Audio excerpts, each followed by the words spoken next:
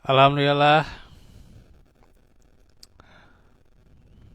hadana li hadza wa ma kunna linahtadiya laula an hadana Allah.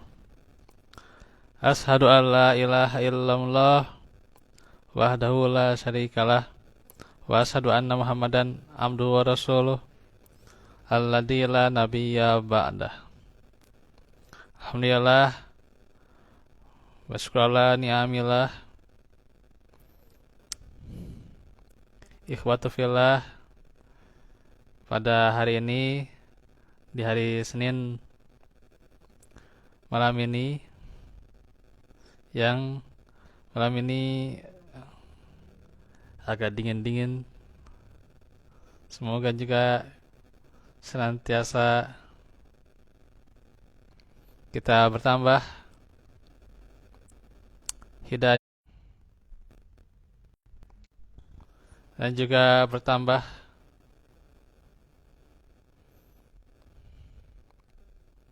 kesemangatan kita menjadi taufik yang terus kita bergerak dalam kebaikan. Ini di studio milik teman tuh ya, yang hari ini melanjutkan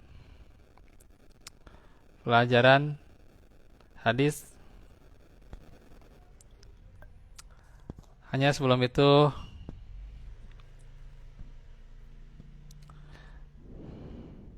bahwasanya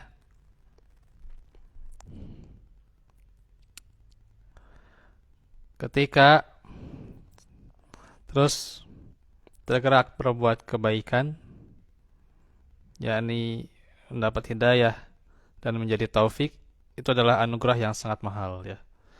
Karena di zaman sekarang itu yang namanya hidayah itu sangat mahal ya. Berapa persen orang Islam yang menganut agama Islam, tapi berapa persen dari laki-lakinya yang pergi ke masjid ya. Nah itu. Berapa persen umat Islam yang ada di Indonesia ini, tapi berapa persen yang bisa membaca Al-Quran?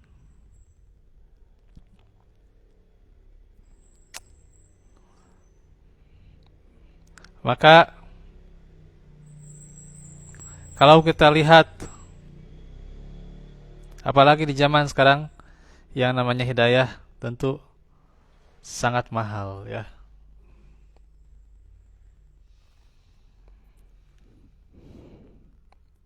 Berapa persen juga ya rumah itu dipakai kebaikan, dipakai ngaji, dipakai baca Al-Quran, dipakai dengan berbagai hal yang mendekatkan diri kepada Allah. Selain kita juga terkadang di rumah mengurus keluarga, ada yang juga sambil mengurus bisnisnya gitu ya. Tapi tak lupa juga ternyata di sini selalu senantiasa konsisten ya. Konsisten untuk mengajarkan ilmu ya. Ini adalah bentuk keberkahan ya. Sebab jarang sekali orang zaman sekarang coba rumah-rumahnya itu ya. Ya kalau nggak dipakai sesuatu yang baik, paling pakai ngegosip tuh ya. Gosipnya tuh kemana mendi itu ya. Kalau bahasa Sundanya tuh ya. Gosipnya kemana-mana gitu ya. Gitu. Jadi apapun digosipin, semua dibicarain tuh ya gitu. Hingga tak ada hari tanpa gosip tuh ya, Masya Allah. Nah, itu. Jadi rumah malah pakai sesuatu yang tidak bermanfaat, malah pakai gosip tuh ya gitu. Jelek-jelekin orang. Ini tuh ya. Penting kita menata rumah kita ya dan juga memproyeksikan rumah kita ya. Proyek itu nggak usah yang tinggi-tinggi ya, proyek gitu ya. Ya kita punya proyek bisnis misalnya gitu ya. Ada proyek bisnis yang ya biasa aja lah gitu ya, dikerjakan di komputer gitu ya. Tapi ketika misalnya proyek kita, rumah bukan hanya untuk keluarga, bukan hanya untuk bisnis, bukan hanya untuk perkara yang senantiasa mendapatkan maslahat yang zohir. Tapi maslahat rohaninya senantiasa diproyeksikan gitu ya. Nah itu harus senantiasa diproyeksikan. Itulah rumah ya. Bahkan kan kalau kita lihat rumah para sahabat ya, radhiyallahu anhum itu luar biasa ya. Nggak besar-besar ya. Sederhana tapi diproyeksikan ya. Bukan hanya proyeksi bicara masalah perdagangan gitu ya, tapi ada mereka bicara masalah hadis. Nah ini ya, gitu. Seperti topik kita ini kan belajar hadis gitu ya. Nah, jadi setuju tentunya dengan persepsi bahwa hidayah itu mahal ya. Ya, ini proyek kebaikan yang terus harus kita mantapkan ya. Dan itu semua adalah bantuan dari Allah, taufik dari Allah Subhanahu wa taala. Dia yang membuat hati kita tergerak ya, hati kita tergerak dan tersentuh untuk taat. Dan ada sebuah quotes dari Al-Faqih Utsman bin Jami Al-Hambali rahimahullah, bahwa arti hidayah yang menjadi taufik adalah saat hamba itu dimudahkan menjalani berbagai kebaikan dan ibadah ya, ibadah tapi tidak tentu hanya di masjid atau hanya seputar ritual saja, tapi bagaimana juga segala macam aktivitas menjadi ibadah, walaupun itu juga perkara dunia, perkara untuk keluarga, menyisakan waktu untuk keluarga walaupun sedikitnya gitu ya, itu juga menjadi ibadah gitu ya. Jadi senantiasa itu dipenuhi dengan amal itu ya, dengan hidayah taufik juga. Nah itu. Kemudian juga ada lagi yang mengartikan bahwa taufik itu adalah ketika Allah tidak membiarkan kita mengurus diri sendiri walaupun cuma sekejap, tetapi Dia yang mengurusi serta selalu membimbing, dan masih ada penjelasan yang lain. Jadi taufik itu benar-benar langka ya. Zaman sekarang tok tok saja kita keluar gitu ya, keluar.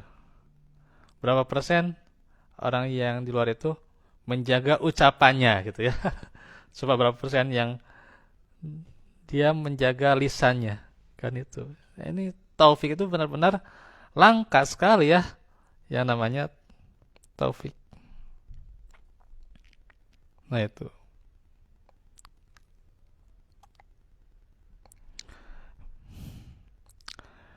Bahkan taufik itu di dalam Al-Quran cuma disebut satu kali saja, yaitu di surah Hud ya, ayat 88 ya.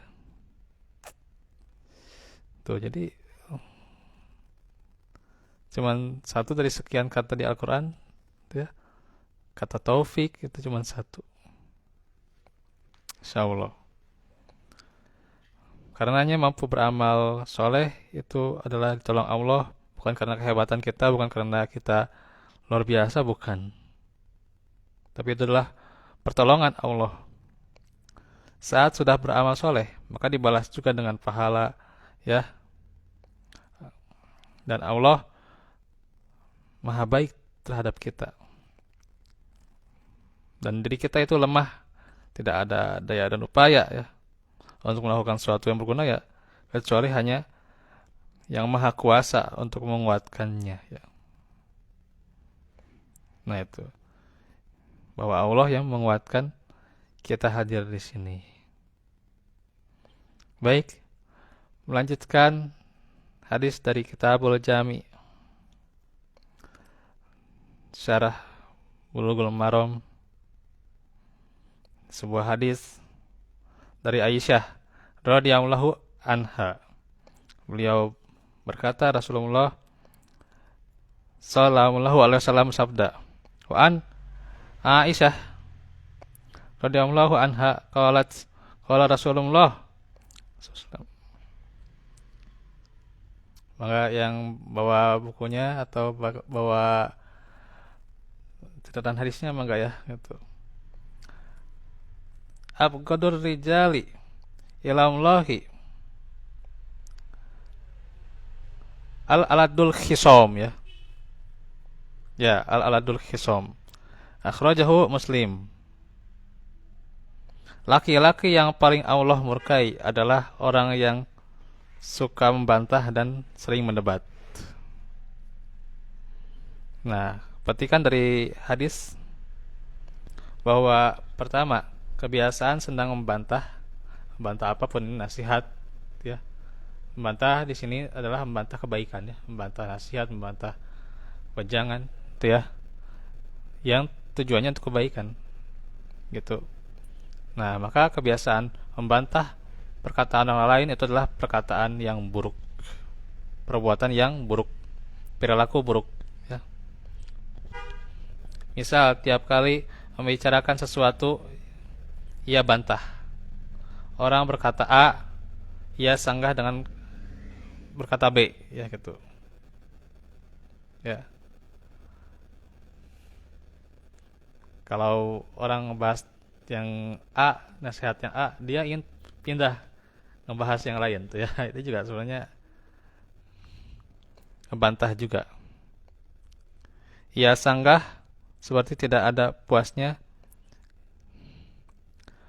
jika tidak membantah perkataan orang, padahal urusan yang dibicarakan tersebut adalah bersifat longgar, tapi ada saja serangannya atas obrolan itu ya. Jadi kalau bahasa kita itu mengcounter gitu ya gitu, mengcounter. Dengan mengcounter menyerang perkataan orang lain tuh ya, gitu. Nah, tipe manusia seperti ini tidak disenangi. Ya. Bahkan banyak yang memilih diam daripada harus melayani ya. Daripada harus meladeni omongannya, kemudian diam aja ya. Lebih berat dari itu, orang yang memiliki kebiasaan demikian itu sangat dibenci oleh Allah. Karena itu, seorang muslim harusnya punya sikap yang sebaliknya. Berarti apa? Yang sebaliknya, dan tahu yang di sini, yakni lapang dada dan mudah ya. Mudah menerima nasihat. Maka obrolan-obrolan yang baik yang tidak mengandung unsur dosa tidak dibuatnya masalah ya. Senantiasa obrolan itu menjadi maslahat ya. Nah itu yang membantah. Sekarang yang kedua poinnya apa tadi? Mendebat ya. Nah, di sini mendebat yang dimaksud adalah dalam riwayat yakni mendebat lawan bicara ya. Nah, itu dengan apa? Ya, dengan segala cara, dengan berbagai cara. Kalau misalnya ada pendapat yang berseberangan dengannya, ia pakai segala alasan untuk membuat pendapatnya yang seolah-olah benar. Maka kata Syekh Al-Utsaimin, kebanyakannya ini adalah terjadi ya dari orang-orang yang merasa memiliki akal yang cemerlang tuh ya. Jadi orang yang mendebat itu bukan orang yang bodoh ya. Orang yang pintar gitu ya. Orang yang pintar, orang yang mendebat itu ya. Sok ya kalau di grup mah debatnya kadang nggak ada kualitas ya kalau di grup ya. Misalnya debat masalah satu perkara gitu ya. Kadang debatnya juga larinya kemana-mana gitu ya. Nggak berkualitas, nggak berilmu. Kayak ini itu yang jadi debat kusir, itu yang dilarang gitu ya. Harus dijauhi.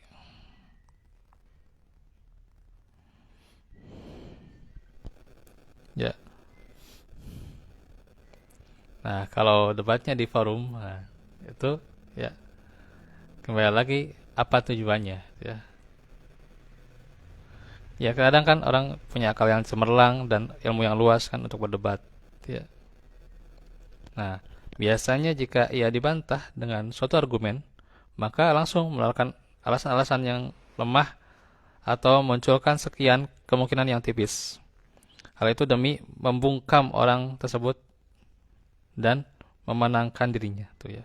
Jadi emang tujuannya apa? Tujuannya menang tuh ya. Ini dia mendebat orang lain tuh ya, membungkam orang itu supaya apa? Supaya menang gitu. Dan menang tuh supaya menyenangkan tuh ya. Itu sudah kebiasaan kadang gitu ya. Nah itu ya.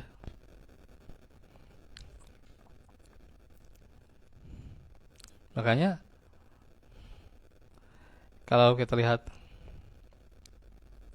kualitas ya debat-debat biasanya untuk kemenangan ya gitu. Sedangkan para nabi dan rasul tidaklah dia mendebat kecuali untuk apa? Membenarkan yang hak, membenarkan Islam, membenarkan ajaran Allah Subhanahu wa taala. Itu ya. Ini kalau jatuhnya apalagi nanti sampai debat kusir nggak ada gitu ya. Kayak di grup lah misalnya gitu. Kadang gitu ya. Antum misalnya punya sekian grup gitu ya, grup WA gitu ya. Coba tuh ya, debatnya debat buat apa nih? Debat misalnya masalah sholat. Ujung-ujungnya apa? Masalah sholat. Nanti misalnya beda sedikit, beda paham sedikit, kemudian saling mendebat. Ujung-ujungnya apa gitu? Yang namanya perbedaan misalnya, ya selama masih bisa ada rujukannya, ya tidak mengapa. Ya kadang hawa nafsu itu ya gitu. Hawa nafsu yang selalu kadang ada hal yang mendebat, ingin mendebat terus menerus ya gitu. Hawa nafsu, ingin menang itulah gitu. Ya, ingin menang, ingin dikagumi itu hawa nafsu. Pokoknya ini saya hebat nih di grupnya luar biasa si Fulan tuh ya. Ini dikagumi, ujung-ujungnya itu dikagumi itu ya. Masya Allah. Nah itu. Ya alhamdulillah kalau punya grup ya tidak banyak berdebat ya. Ya kalau masalah-masalahnya sudah jelas misalnya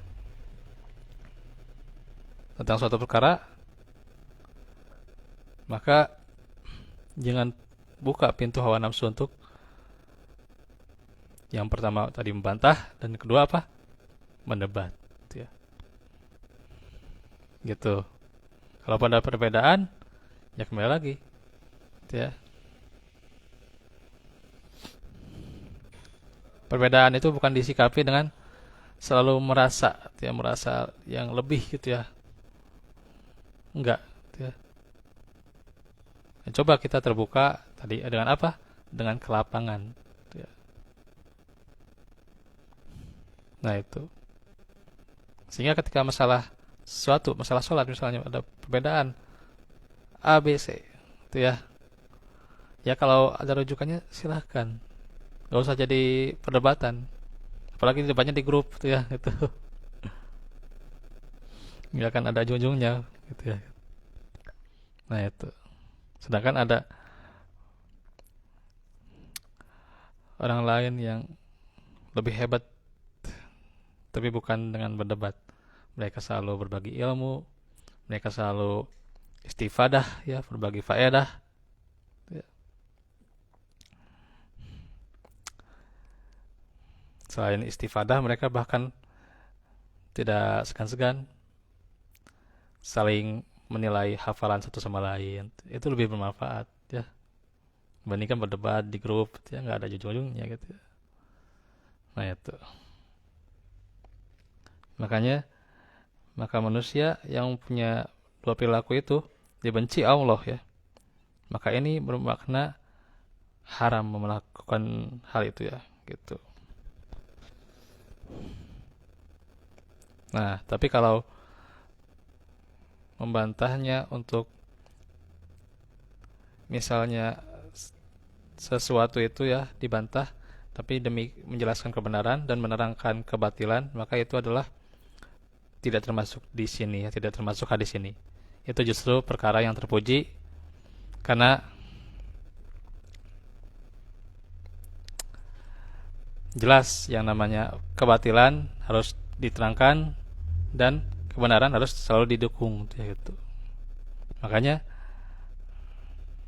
kata Syekh Utsaimin, ini adalah perilaku terpuji ketika menjaga nama baik Islam dan kaum muslimin.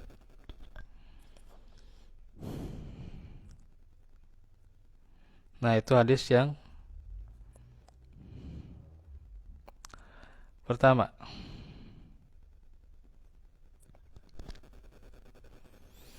Nah, selanjutnya ini hadisnya panjang nih. Kalau mau dibaca dari awal sampai akhir silahkan ya.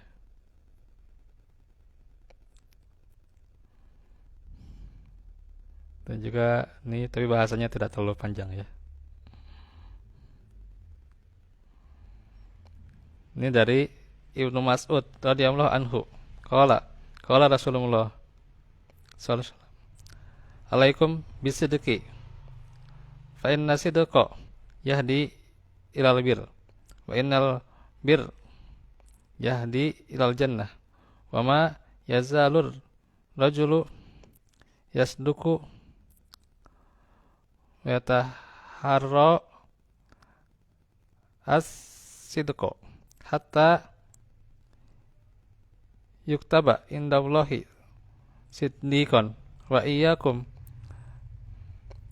wal kadhib fa innal kadhiba yahdi ilal fujur wa innal fujura yahdi ilan nar wa ma yazalur rajulu yakdhib wa yataharra al kadhib hatta yuktaba indallahi kadzaban ya gitu. Muttafaqun alaih. Dari Ibnu Mas'ud radhiyallahu anhu, beliau berkata, Rasulullah bersabda, "Hendaklah kalian selalu berlaku jujur, karena kejujuran mengantarkan kepada kebaikan dan kebaikan akan mengantar pada surga. Apabila seseorang jujur dan senantiasa berusaha di atas kejujuran, maka akan dicatat di sisi Allah sebagai orang yang siddiq atau orang yang jujur. Dan jauhilah perbuatan dusta, karena dusta akan mengantar kepada perbuatan jahat. Dan perbuatan jahat akan membawa seseorang ke neraka. Dan apabila seseorang terus berbuat dusta dan senantiasa memilih berdusta, maka ia akan dicatat di sisi Allah sebagai seorang yang pendusta." Muttafaqun alaih, Bukhari Muslim ya. Nah, dari hadis ini kita bisa mengambil pelajaran. Pertama, jangan ragu untuk selalu jujur ya. Jangan ragu-ragu, jangan segan-segan ya. Sok ya, jadi orang jujur ya. Ya dunia ini kan sarana ujian ya. Tempat ujian. Jadi manusia memang apabila di kondisi tertentu kadang muncul rasa takut untuk ya jujur gitu ya. Ya katakanlah sekarang mah ya, takut dicela, takut di PHK ya gitu ya. Takut ditinggalkan kawan-kawannya, takutnya tuh nama baiknya, takut di roasting gitu ya. Karena jujur gitu ya. Jujur teuing jalmi teh gitu ya. Atau takut apa saja itu ya. Nah, munculnya ketakutan ini adalah ujian kejujuran untuk kita. Tapi bagaimanapun kondisi yang terbayang di depan, akhir kejujuran apa itu? Tetap keselamatan, ya. Karena kejujuran mengantarkan kepada kebaikan dan kebaikan akan mengantar pada surga. Begitu pula kalau sekuat apapun kedustaan menjanjikan keamanan, tapi akhirnya apa? Keburukan, ya. Hasil yang lebih buruk daripada kemungkinan buruk yang kita takutkan apabila memilih jujur. Maka dusta akan mengantar kepada perbuatan jahat, dan perbuatan jahat akan mengantar pada kemana? Ke neraka. Makanya kata Ibnu Hibban, kejujuran akan mengangkat seseorang di dunia dan di akhirat, ya. Tuh. Derajat seseorang itu akan dikuatkan, akan ditingkatkan dengan kejujuran. Sedangkan kebohongan akan menghancurkan perilakunya, akan menghancurkan pelakunya dunia dan akhirat, ya, gitu. Yang kedua, maka sifat jujur itu akan terbentuk dengan usaha yang keras. Ya, tidak bisa ya kita jujur langsung di lisan, pasti gak mudah, ya. Ketika bisa berkata jujur, maka kondisi sulit pun tidak menggoyahkan lisannya untuk berdusta, ya. Dan bisa dilihat apa yang disampaikan oleh Nabi, dan senantiasa berusaha di atas kejujuran tuh, ya. Tuh. Jadi ada mujahadah yang namanya kejujuran itu. Begitu juga dusta terbentuk pada seseorang karena sering melakukannya. Apabila seseorang terus berbuat dusta dan dia pilih untuk berdusta, maka ia tercatat sebagai pendusta, ya, di sisi Allah. Dan jujur itu pintu tiap kebaikan, ya. Maka kata Al-Bir dalam hadis itu adalah segala jenis kebaikan, ya. Hendaklah kalian selalu berlaku jujur, karena kejujuran mengantarkan pada segala jenis kebaikan, gitu. Maka siapa yang jujur berarti ia juga telah membuka pintu segala kebaikan, contoh barokah, rezeki, paham ilmu, ya, dapat hidayah dan lainnya, ya. Dan yang keempat, melakukan amal soleh akan memudahkan kita mengerjakan amal baik lainnya. Jadi dengan kejujuran itu akan dimudahkan, ya. Dengan jujur pasti semua mudah, ya. Semua mudah, dan melakukan yang lain juga pasti akan mudah, termasuk amal soleh yang lain, ya. Maka kerahkan usaha kita untuk taat, maka ibadah setelahnya menjadi lebih ringan. Kejujuran mengantarkan kepada kebaikan. Demikian hadis dari Kitabul Jami. 2 hadis saja, ya, sudah cukup nih waktunya. Insyaallah nanti kita akan lanjutkan di kesempatan berikutnya. Semoga bermanfaat. Kurang lebihnya mohon maaf. Kita tutup saja dengan doa, ya. Rabbana atina fid dunya hasanah fil akhirati hasanah wa qina adzabannar. Rabbana atina min hayy Allah nabi Rabbana fil anna wa lil mu'minina yauma yaqumul hisab. Aku lu qauli hada wa astaghfirullah li wa lakum. Tutup dengan doa subhanakallah. Astaghfiruka wa atubu ilaik. Wassalamualaikum warahmatullahi wabarakatuh.